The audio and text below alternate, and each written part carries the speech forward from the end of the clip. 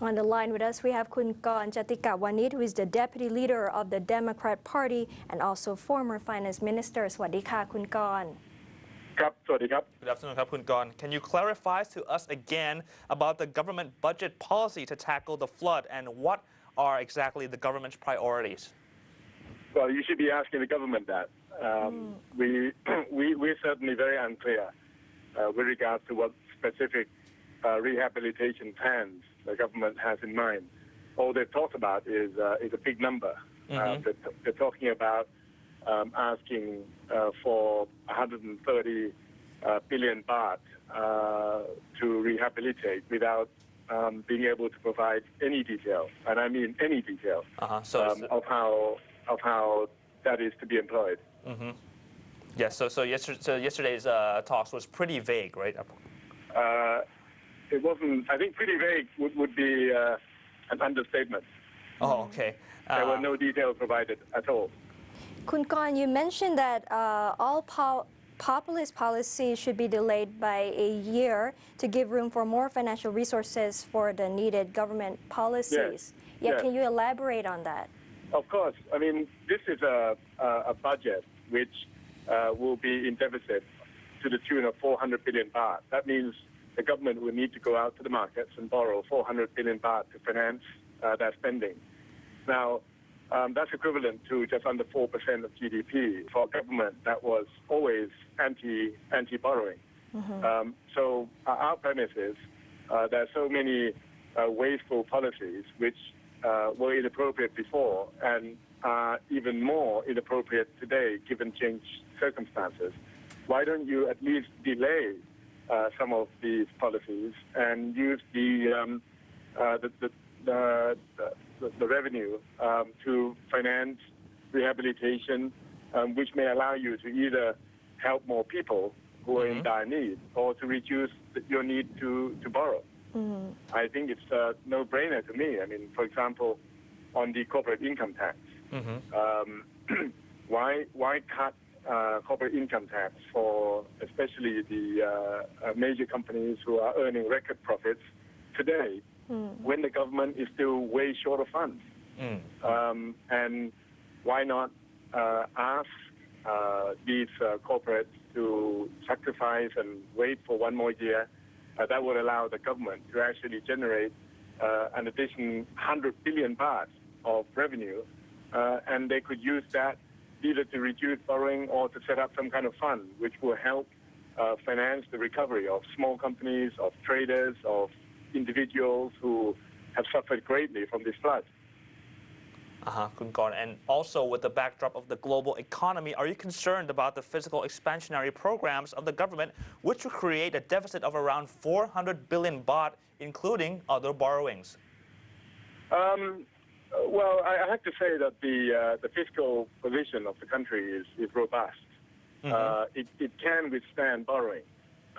What we need to be sure of is that the borrowings are put to good use, and that there's no unnecessary amount of borrowing. And that's our point. I mean, some of the borrowings are being made to finance dubious programs, which I don't think answers the needs of the economy of the people, given the recent floods. So borrowing is not bad, but excessive borrowing is not good. Of course. I mean, excessive anything is not good. If you were in the government's position, Kun Korn, how would you arrange the priorities? Well, the priority, first of all, must be to make sure that the floods are controlled and the water is released to the sea as quickly as possible. It appears to me that the government seems to have given up on that. They seem to be trying to create fresh attention on future projects without really concentrating and dedicating sufficient resources to alleviating problems that the people of Thailand still face today. I mean, increasing number of Bangkokians, for example, being inundated with water. I think they must be feeling pretty hopeless at the moment because the government doesn't seem to be taking their plight that seriously. So my priority would be to resolve current flood problems. I see. My second priority would be to get to the truth in a transparent and straightforward manner as to exactly what went wrong. Unless we learn first what exactly happened and what went wrong, it's pointless talking about 100 billion, 800 billion, however much money, because we're going to be wasting that money again, putting it to answering wrong questions. We have to know what questions to ask and what the answers are before talking about funds that are required. Money is not a problem. Problem is knowing exactly what to do with it. I see. And I don't think the government has a clue as of today.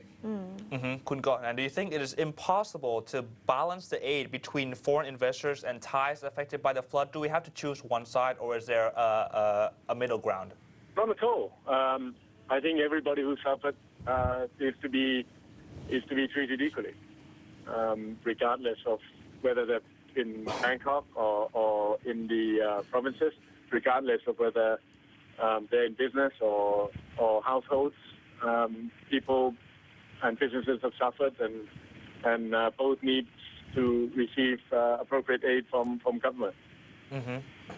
As for the government's compensations, for example, paying 5,000 baht per household, what mechanisms should be enforced to ensure transparency? Well, that was a measure that was introduced by the Abhisit government in the floods of last year. The implementation is actually very straightforward. The payments are made through the government savings bank. And they have branches all over the country. They can make very rapid payments directly to households. That shouldn't be difficult. I'm very surprised to hear that even in the same province, some people have received money and some people haven't. Something seems to have gone awry, but it needn't do. The process is actually pretty straightforward. I see, Kun Korn. Thank you for joining us today. That was very helpful and Thank you informative. so much.